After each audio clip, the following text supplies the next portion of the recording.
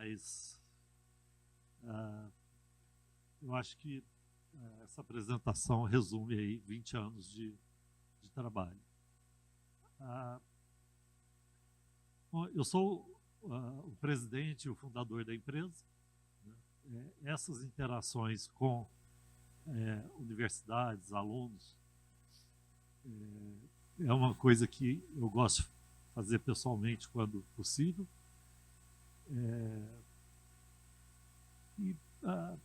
Algumas coisas que eu fiz, eu sou bem da área técnica, né? Eu coordenei os primeiros projetos da Griauli com a FAPESP, que tem o programa PIP, que é o Programa de Inovação em Pequenas Empresas, lá em 2005, 2006, e também da FINEP, que ela tem aqueles fomentos. Né? Eu tenho algumas patentes, você vê lá no LinkedIn, né, concedidas. E, principalmente, eu sou apaixonado pela ideia de levar a tecnologia desenvolvida no Brasil. O pessoal perguntou o que é o diferencial do brasileiro aqui, um pouco antes. Né? O brasileiro tem diferenciais e a gente consegue ser muito competitivo globalmente, contra empresas até muito maiores. Mas a gente é focado numa coisa só. A nossa equipe, né? A gente depende, para ser competitivo globalmente, a gente depende de pessoas excelentes. Né? Então, um dos diretores é o Alexandre, que tem muita experiência com tecnologia, com gestão, veio de empresas como 3M, Superlógica. O Pagotto, né? Veio da Unicamp. A Griauli fica a 100 metros da Unicamp, então metade do pessoal veio da Unicamp. Ele tem dupla graduação, e o Weber, né? Ele é responsável por implantar os nossos projetos dos clientes, veio de Santa Catarina e também tem duplo diploma. Félix veio fazer computação, veio fazer especialização na Unicamp, veio fazer mestrado, na verdade, e ele é responsável por metade da área técnica, a parte de serviços e suporte. O Thiago também veio da Unicamp, e ele é responsável pelos negócios, pelos contatos com o cliente. Ele tem um domínio técnico muito profundo, e esse é o tipo de pessoa de negócios que a gente procura. Não só que faz negócios, mas que consegue traduzir, entender a nossa tecnologia, que é bastante complexa, e traduzir em palavras que os nossos clientes entendam. O diretor de tecnologia, né, o Christian, veio da Federal de Santa Catarina, estudou fora também, e é uma pessoa espetacular. O que a Griauli faz? Né? A gente fornece uma suíte integrada, desde os algoritmos biométricos aqui embaixo, né?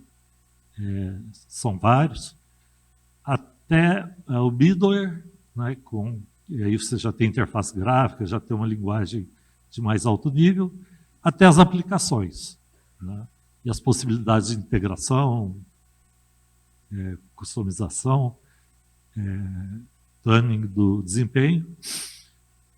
Por exemplo, aqui no Brasil a gente tem mais de 160 milhões de brasileiros cadastrados. E quando você vai cadastrar um novo, você tem que comparar contra esses 160 milhões, para ter certeza de que a pessoa não está duplicada no banco de dados. Pode ser um erro do operador, ou pode ser uma tentativa de fraude. Além desses cadastros e atualizações, várias organizações usam aquele banco de dados para fazer a comparação e verificar se a pessoa que está pedindo crédito, abrindo uma conta, é ela mesma. Então, no total, a gente faz mais de 187 trilhões de comparações biométricas diárias, só nessa base.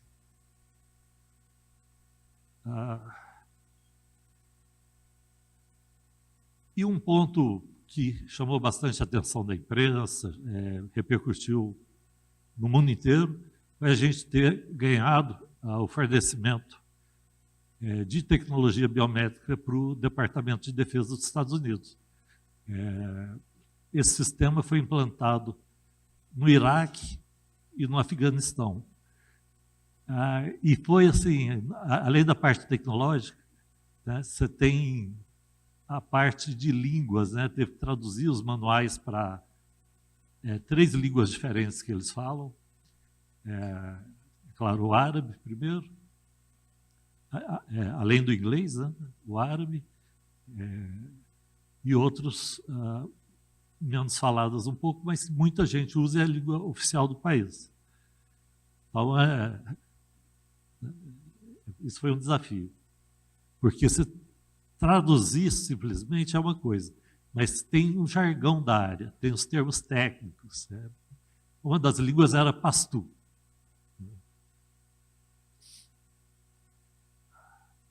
E nesses sistemas críticos, você não pode parar de autenticar pessoas, você não pode parar de cadastrar pessoas, porque significa que a pessoa fica sem o direito dela de ter um documento. O sistema sai do ar e fica parado. Forma uma fila. Né? Então, para garantir a cidadania, para garantir a credibilidade do cliente, esses sistemas são dimensionados com redundância, com clusters em data centers geograficamente dispersos, e toda uma tecnologia por trás para garantir essa sincronização e que um assuma quando o outro para. Aqui destaca principalmente, né, a nossa participação global. Né? A gente tem, na verdade, presença em mais de 70 países, com deployments grandes e bem pequenos da nossa tecnologia.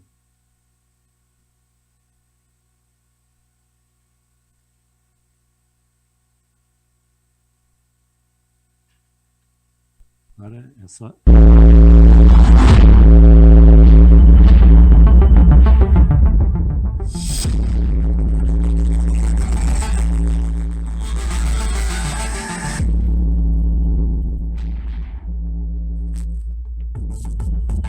We are Grail, a global provider of integrated biometric technologies for security, efficiency, and inclusion.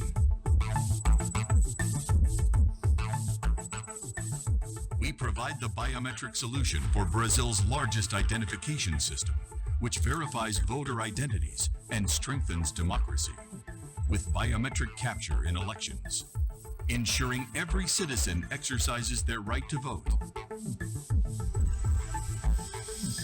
Through real-time facial recognition and continuous intelligent monitoring, we help locate missing persons, reconnecting families and their stories.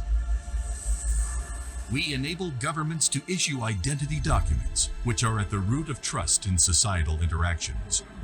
We modernize bureaucratic processes through automation and innovation, making identity verification more efficient for public services. This way, we uphold the civic rights of over 210 million Brazilians. Our solutions also ensure greater security and justice. We help identify suspects with greater precision, improving the reliability of investigations, and speeding up criminal investigations, even in challenging scenarios. This is how Grail, a Brazilian company, expanded globally and became one of the fastest growing companies in the Americas, earning the trust of leading international agencies in identity verification, including the United States Department of Defense, which oversees the world's largest military biometric project, including the Superior Electoral Court of Brazil and the Federal Police of Mexico. With more than 4,000 customers in over 70 countries, we are the only biometrics company in the Americas to be awarded and certified by leading institutions, ensuring the highest levels of reliability and efficiency.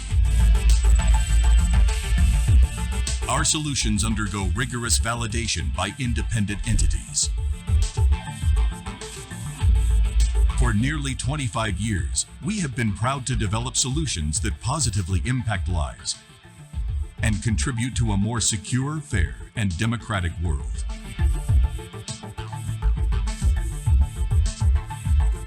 Real biometric solutions that build trust. Isso é filmado na Greauli mesmo, não é num estúdio, e essas pessoas são da Greauli mesmo. Então, vocês conheceram aí a equipe de pesquisa, os novos, conheceram o pessoal de negócios, conheceram o pessoal de desenvolvimento, de marketing. Não todos, né, mas uma amostra significativa.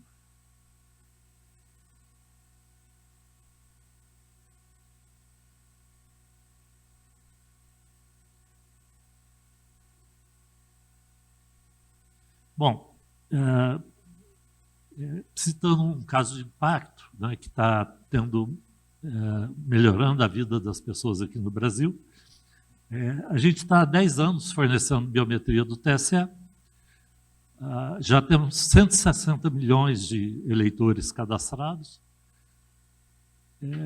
a gente permanentemente identifica fraude, né, tentativas de fraude no documento e bloqueia.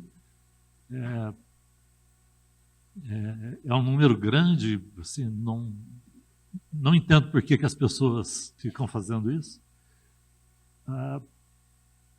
E é um cluster gigantesco, né, mais de 60 máquinas em cada site replicado geograficamente. E um dos benefícios que vocês veem, talvez metade de vocês pelo menos use, é o GovBR, né? A nossa sanitização e deduplicação da base e qualidade que a gente garante, esses arquivos são passados para o SERPRO e aí é possível aquela autenticação facial do GovBR. E o SERPRO também vende essa autenticação, tem uma receita bastante importante.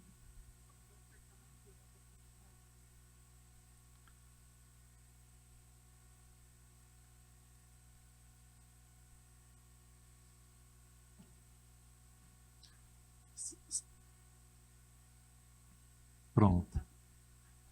A Clara estava no vídeo, responsável, né, pelos eventos e por mais dezenas de coisas, e é meu anjo da guarda aqui. Se o negócio sai, eu não percebo, ela vem.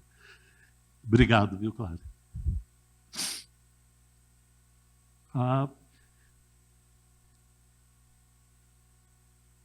Isso permite também que, hoje, o eleitor faça seu cadastro e já saia imediatamente da zona eleitoral com o título de eleitor, que também é um exercício de cidadania mais efetivo, né? Ao invés de voltar uma semana depois para pegar, ele sai imediatamente. Alguns de vocês já devem ter usado o e-título, né? O título no celular. E para validação, que é você mesmo que é o dono daquele título, ele usa validação facial. Essa validação social é batida contra nosso algoritmo lá nesses servidores do TSE. Esse uso também expandiu, vários estados estão usando esse sistema e estão fazendo também pesquisas para identificar fragmentos encontrados em cena de crime para poder encontrar os responsáveis. Você tem, aqui está falando, mais de 3 mil buscas criminais, né, por mês. É bastante. São vários estados e o principal usuário é a Polícia Federal.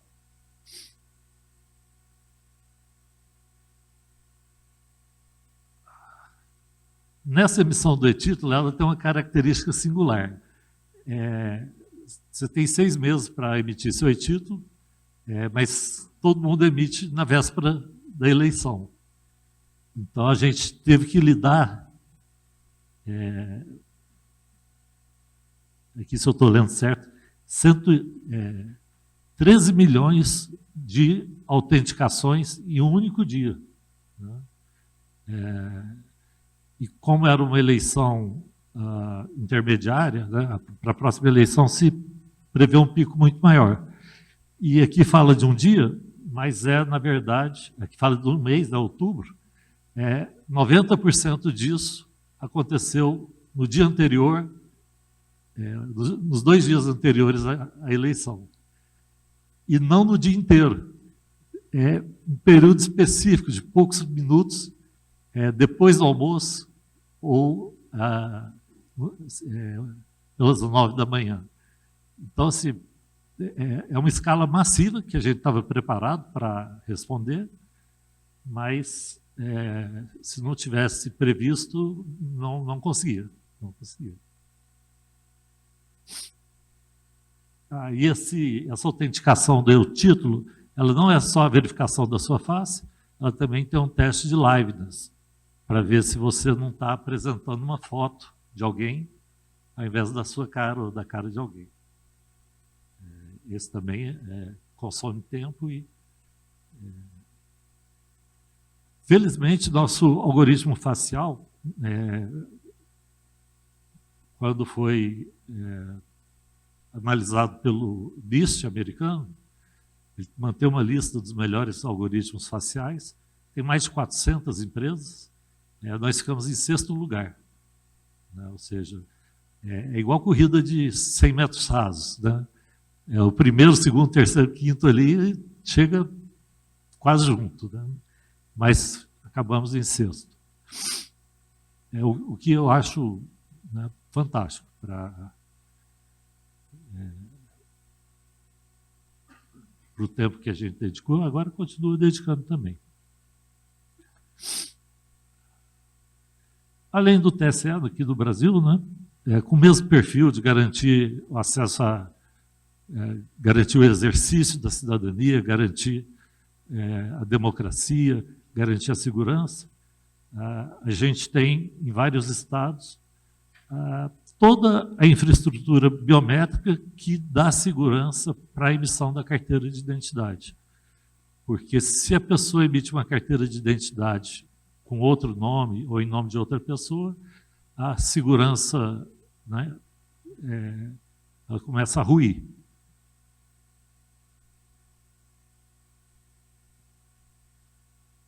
E além de aumentar a segurança, também o tempo de atendimento ao cidadão é reduzido drasticamente.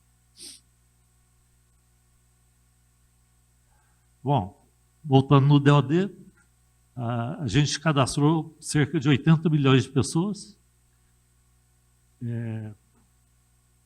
com vários algoritmos que eles usavam. Íris, face, as digitais, as palmas da mão e fragmentos, né, que é o de cena de crime. A identificação de fragmentos, no caso, era bastante específica.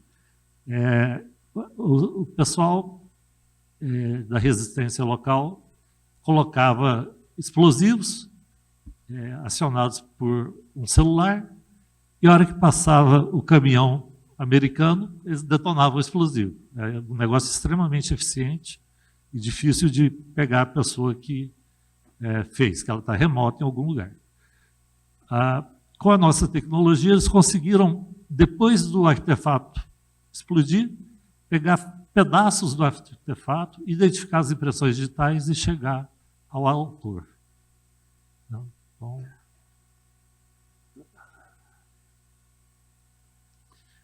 Um outro cliente internacional, que é bastante importante para a gente, porque ele cobre todo o país, é a Secretaria de Segurança e Proteção do Cidadão do México, que é equivalente à Polícia Federal aqui no Brasil. Ela é federal, abrange todos os estados, mas tem convênios com cada estado para que eles possam utilizar isso para cadastro e pesquisa, e também com os municípios. Diferente do Brasil, mais parecido com o modelo americano, tem polícia, né, científica no nível federal, estadual e municipal.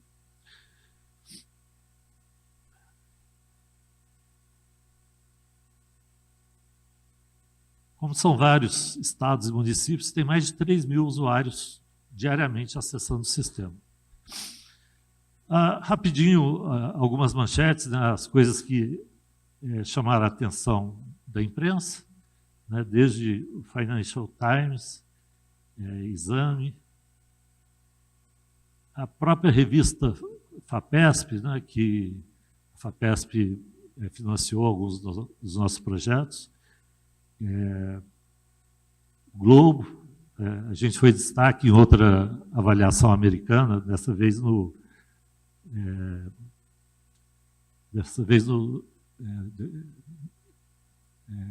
Departamento de Transporte.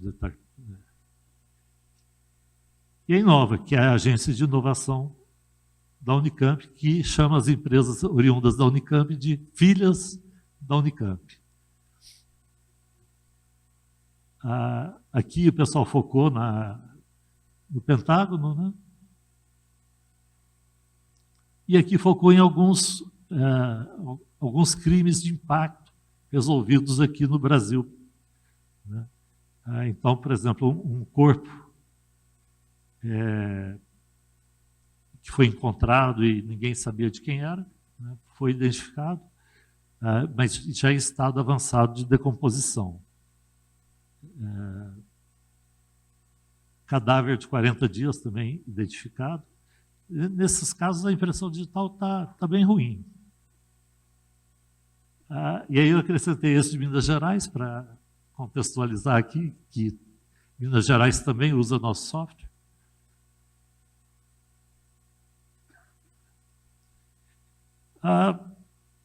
Essa é a Griauli, né? E onde é que a gente quer chegar?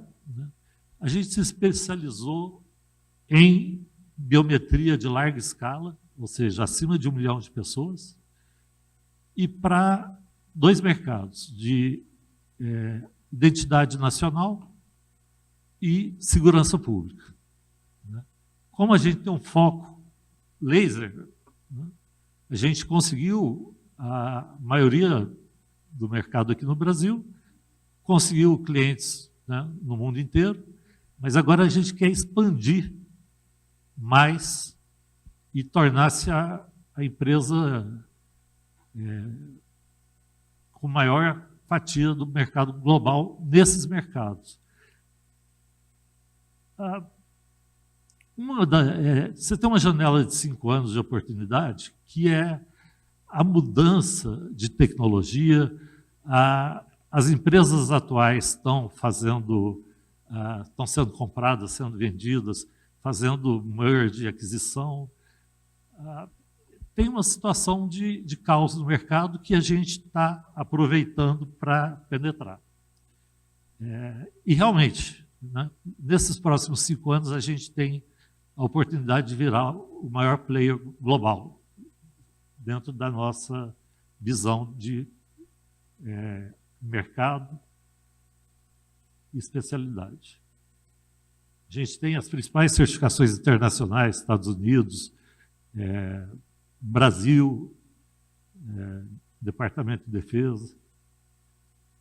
E o que a Griauli faz, mas onde a Griauli quer chegar, significa para vocês, né? A gente trabalha em problemas de fronteira, né? Ou seja, desde a pesquisa até a tecnologia, até a área de negócios. com um foco global, né, e provendo meios para agilizar a administração pública, resolver crimes, prover cidadania, né, e democracia.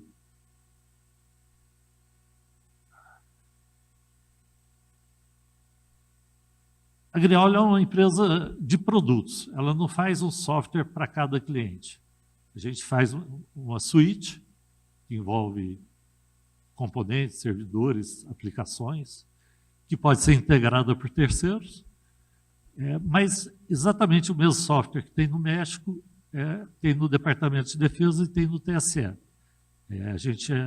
Então, a gente tem um modelo altamente escalável, porque eu não preciso investir muito para vender uma nova licença. Fora a questão de a coisa toda estar migrando para a nuvem, né, e eu passar a vender transação ao invés de licença. Mas ser uma empresa de produto é muito diferente de uma empresa de serviço.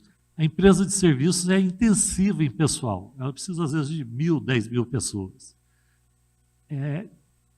Que não precisam ser excelentes, né, mas precisam cumprir a missão deles ali. A empresa de produto, não. Para você fazer um produto de classe global, você precisa de pessoas excelentes. Aquele software vai rodar nas mais variadas condições, nos mais variados contextos culturais, atender às mais variadas necessidades, e ele tem que ser, primeiro, não pode dar pau. Não pode. É um sistema crítico, saiu fora do ar, é um problema danado. Ele tem que ser, tem que ter manuais excelentes, porque o parceiro local no país vai ter que fazer a integração com o sistema dele, e é baseado no manual principalmente. Ele tem que ser um produto completo, do ponto de vista que inclui não só o programa, os manuais, mas uma suíte de ferramentas de diagnóstico, de relatórios, de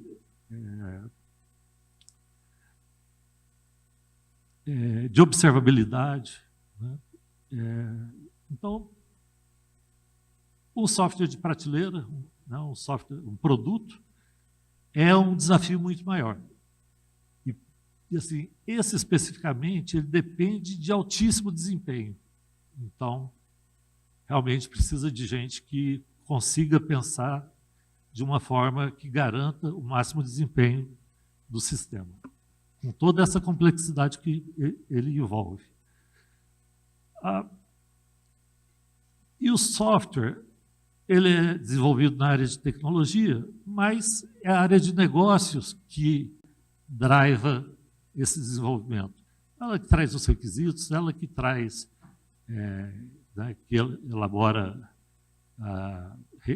mais detalhes, ela que faz a interface gráfica, ela que define o espírito do produto, né, que valor que aquele produto entrega. Então, na Grioli, né, também você pode crescer rápido, né, e se juntar a equipes de alto desempenho, resolvendo problemas globais.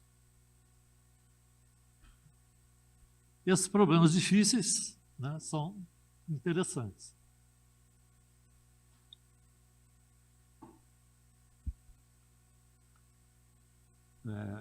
Muitas transações por segundo, né, disponibilidade total, eventos inesperados de todo tipo.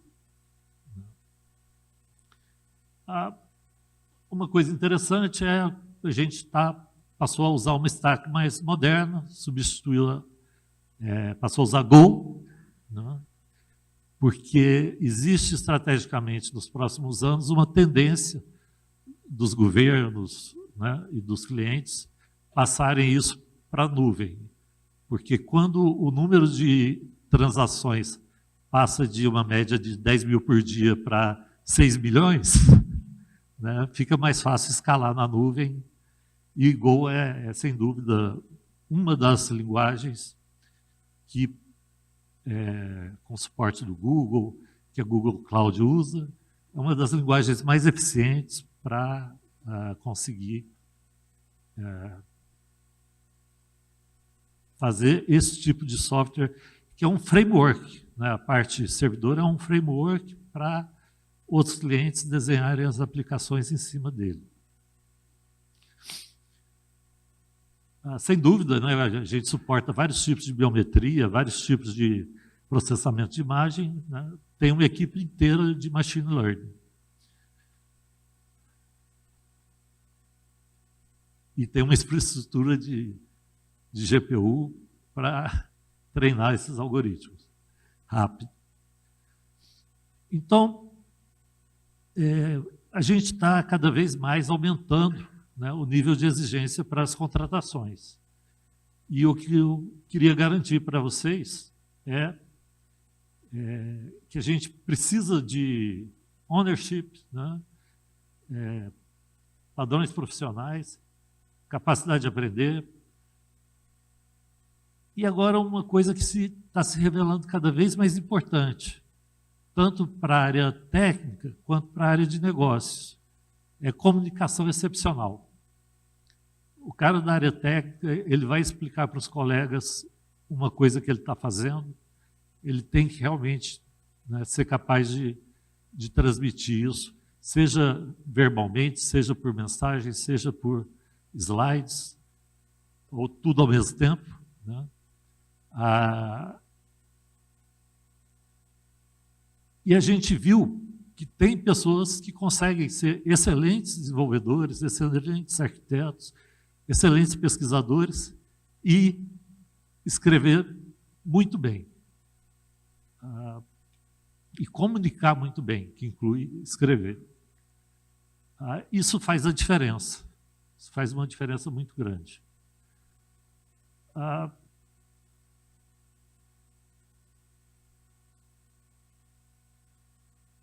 E querer realmente entregar um negócio que é competitivo globalmente, uma entrega de altíssima qualidade. A gente, às vezes, tem um prazo para um projeto, mas se precisar de mais prazo para garantir a qualidade, a gente não tem dúvida em sacrificar o prazo e deixar a pessoa dedicar um pouquinho mais, ou antes ou depois, de acordo com a necessidade, né, para entregar alguma coisa muito mais estável, muito mais eficiente, mais fácil de manter, mais elegante, com uso de menos recursos e que não dá pau.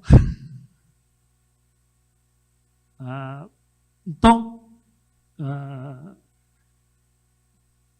essa é a Guilherme, essa é a nossa visão de futuro, esse é o nosso bar para contratação. E eu queria convidar vocês a participar do processo seletivo, se interessar. A gente tem 2 focos, né? Foco em tecnologia, que inclui desde aplicações, componentes, pesquisa, até o foco em negócios. E tem pessoas de computação, né, que têm uma tendência intuitiva a lidar com negócios. E negócios é tudo que não é tecnologia. Marketing, gerência de produto. Gerência de produto é um negócio fundamental. Gerência de projetos. E pode até né, atuar eventualmente em vendas. Né? Depende da aptidão, do que a pessoa quer fazer. E a gente tem um processo seletivo muito rápido. Aí eu peço que vocês entrem em contato e se candidatem até amanhã às 10 da manhã. Quem, né, estiver interessado. A gente vai fazer ainda de manhã a triagem de currículos e agendar uma entrevista comigo. Eu prefiro entrevista amanhã, Se forem poucas pessoas, resolve no mesmo dia, né? Se forem muitas pessoas, eu vou ter mais 1 ou 2 dias de entrevista. Mas provavelmente resolve no mesmo dia e já faz uma oferta para os candidatos aprovados.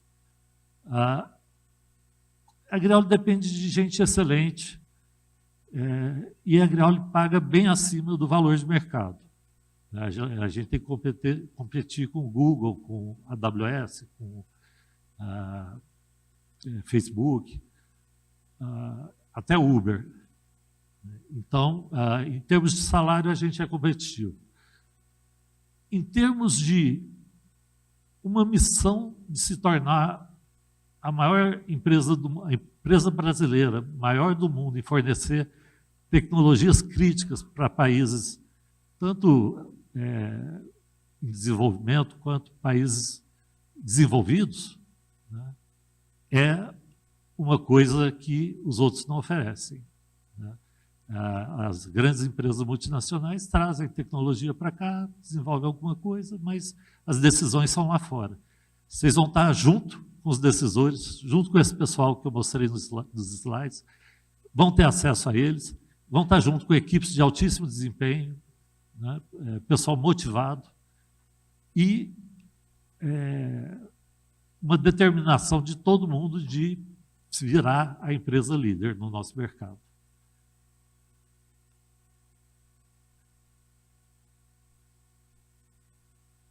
Então, tem um QR Code para vocês. Eu vou estar aqui mais 1 ou 2 horas também, a Clara também, por favor. Só mais um detalhe. A gente só tem 2 tipos de contratação. 100% remoto e 100% presencial. Para desenvolvedores, para o pessoal da área de tecnologia, que não esteja no nível de gerência, a gente tem vários casos de trabalho remoto, 100% remoto. Na área de negócio já é mais complicado. Na área de negócio você tem que interagir, você tem que ver isso, aquilo. A gente não tem conseguido colocar esse pessoal em home office. Mas, especialmente para gerentes. Aí gerente realmente tem que estar interagindo ali, a distância atrapalha. Então, acaba beneficiando o pessoal de tecnologia, mas espero que o pessoal de negócios né, também se interesse bastante. A gente precisa muito, é uma empresa muito de tecnologia, quase todo mundo é engenheiro, cientista da computação, a gente tem pouca gente de negócios, né? Então, gente de negócios, de uma forma ampla, é muito bem-vinda. Vou deixar. Terminei, vou abrir para perguntas e vou deixar o QR para quem interessar. Obrigado.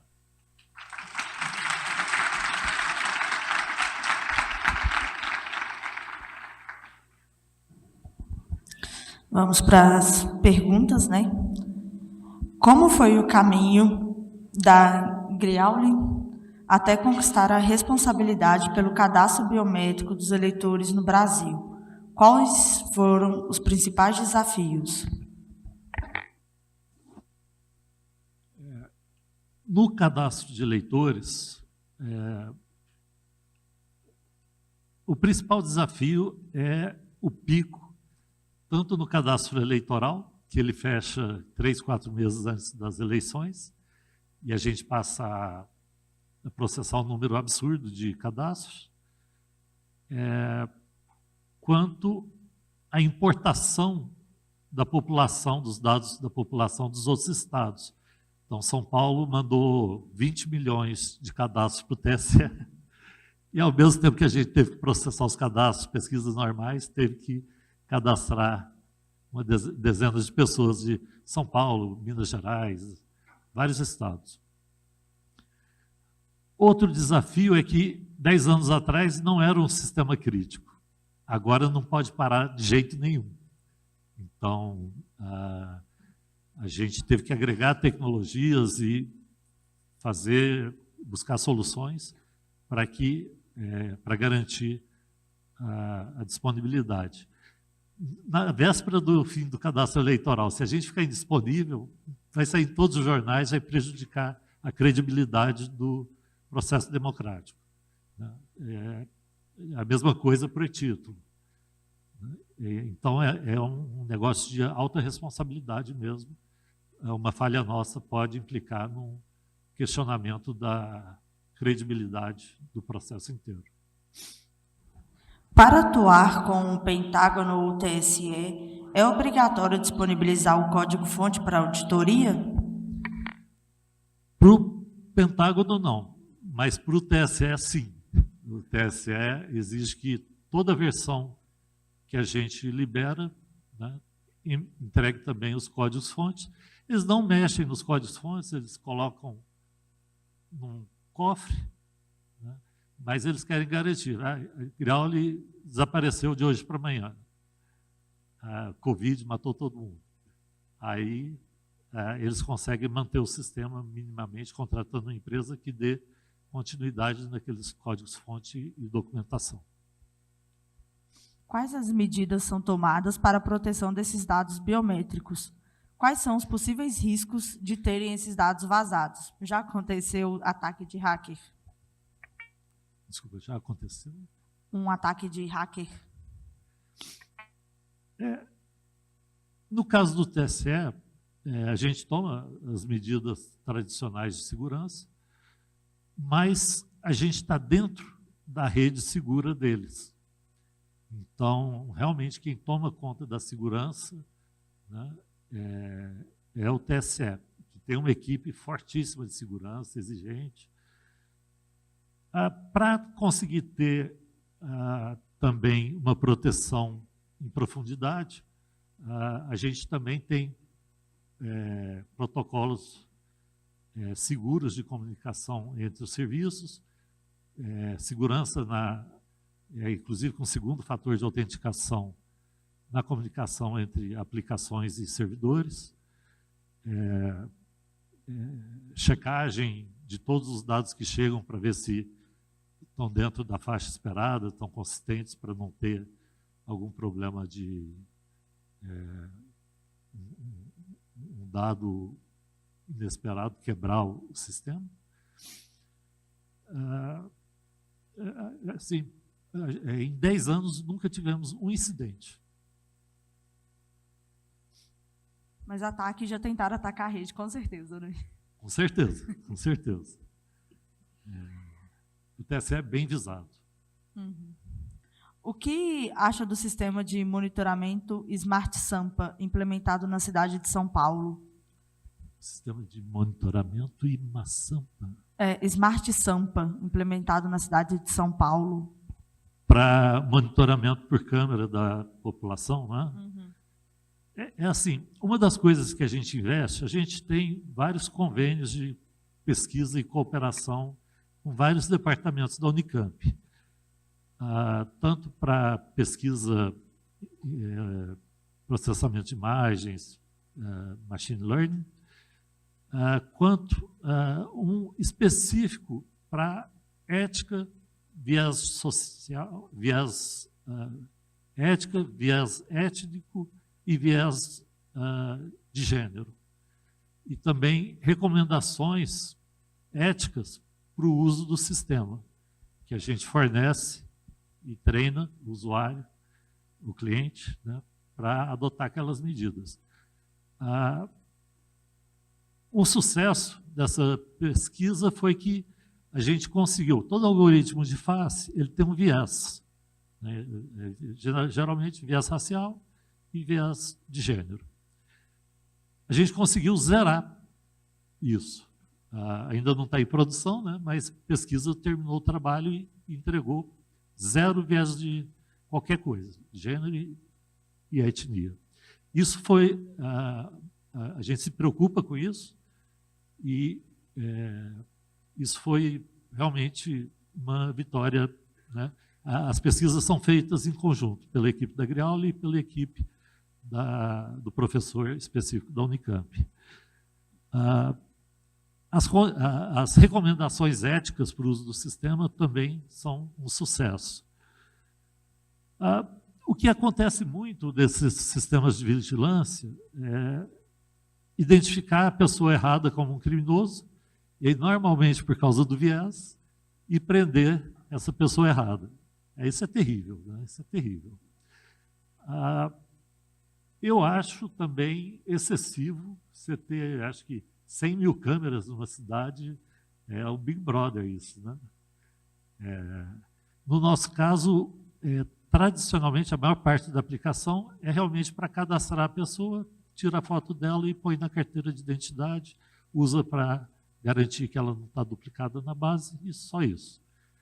A gente tem sistemas de vigilância, mas procura implementar em coisas específicas e não numa cidade toda com 100 mil pessoas, com 100 mil câmeras. Como a Griauli lida eticamente com dados biométricos de usuários entre países, diante do risco de governos externos acessarem dados de outras nações? Sim. Sempre fora do Brasil, sempre tem um parceiro que faz a parte de implementação, treinamento, integração, e é um parceiro local, nativo ali, certificado pelo cliente, né? Porque, por exemplo, os Estados Unidos tem, para operar com dados do Departamento de Defesa, você tem várias certificações que levam até 10, 20 anos para você conseguir. Não é qualquer um que pode mexer. Então, a gente oferece o software de prateleira, o produto, com documentação, com tudo, suporte para esse parceiro, mas é ele que vai lá operar. A gente não opera fora do Brasil. Como foi o processo de expansão para o mercado dos Estados Unidos? Desculpa, o acesso é isso. O processo de expansão para o mercado dos Estados Unidos. Uma das vantagens culturais, porque a Griauli conseguiu progredir tanto, é que no Brasil é tradicional o uso de biometria, principalmente impressões digitais. Nos países latinos também. Nos Estados Unidos, eu lembro que eu tirei minha primeira driver license e ela não tinha segurança nenhuma, era um plastiquinho pintado ali. Eles não têm essa preocupação toda. Agora está crescendo o uso, mas principalmente para a imigração e tal. Mas não é o maior mercado, né? Apesar de alguns específicos serem muito grandes. Departamento de Defesa, pessoal da imigração,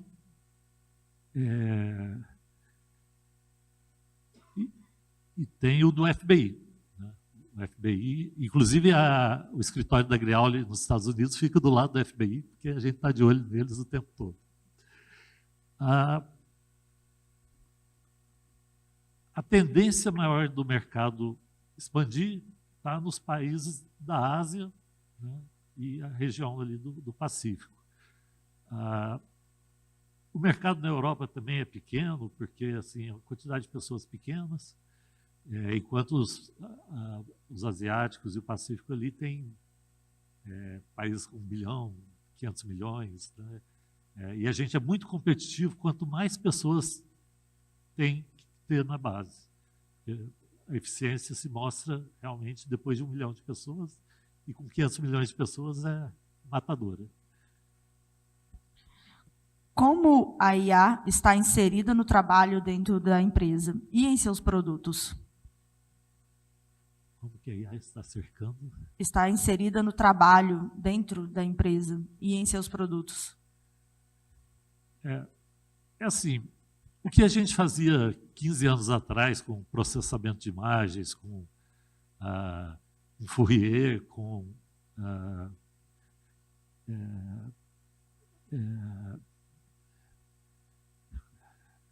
binarização, outras técnicas de processamento de imagens, acabou. Né? Acabou. Ninguém usa mais isso, se usa como um pedaço externo uma etapa um pouco do lado de fora e preparando para o processamento. A gente acompanha o estado da arte, né? E já digo para vocês, se vocês já devem saber, em Machine Learning o estado da arte é sempre chinês. E,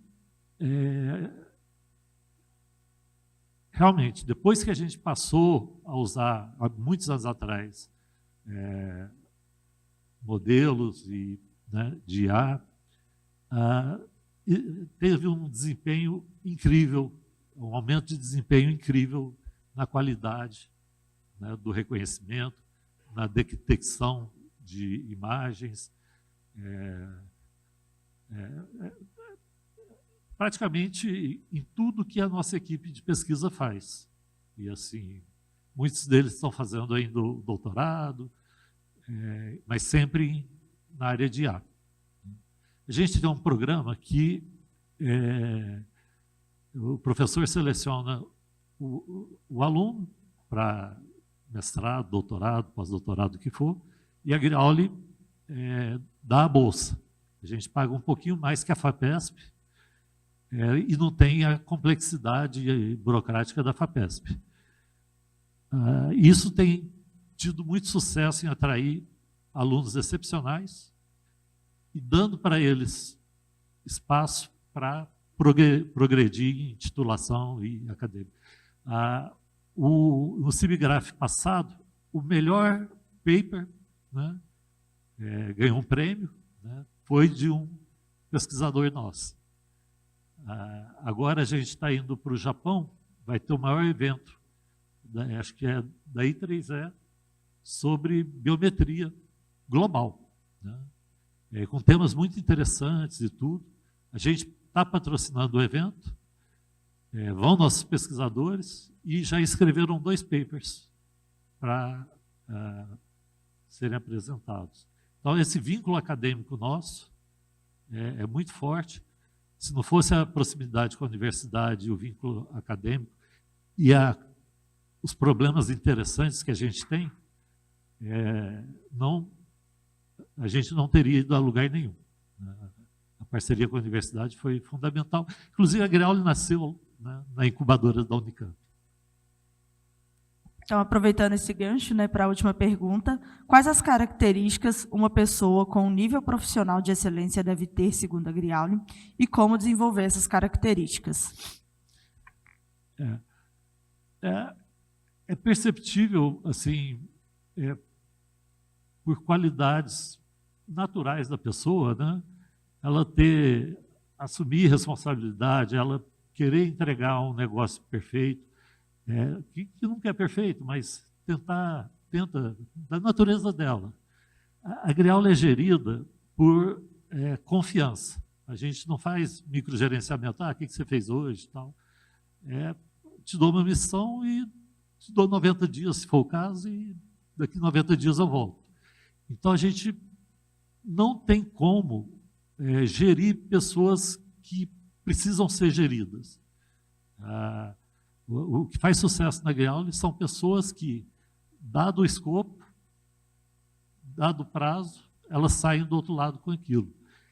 E a gente tem pessoas que, em 1/3 do prazo, entregam o escopo.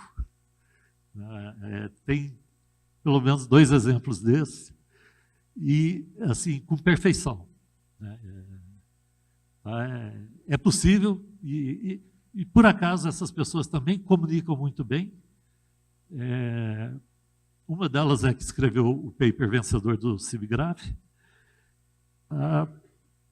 É possível. É importante atentar para a cultura de confiança, né? Ninguém vai ficar microgerenciando você, né? Se você tem uma dúvida, vem atrás, claro. Mas a gente gosta de pessoas que são autônomas. O outro ponto é a pessoa conseguir aprender coisas novas muito rápido e conseguir ir em profundidade nos assuntos. Ou seja, é um monte de características subjetivas, E a gente acerta algumas vezes, erra outras vezes, né? É difícil medir com clareza. Mas uma boa entrevista, umas boas perguntas, um currículo onde a pessoa fez coisas além de estudar, né? A gente já percebeu que isso realmente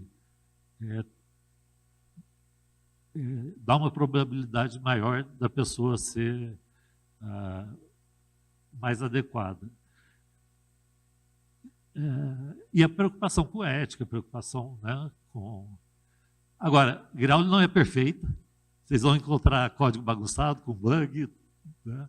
A gente está tentando centralizar, a gente usava o GitLab, está tentando centralizar tudo no GitHub por causa do Copilot, mas a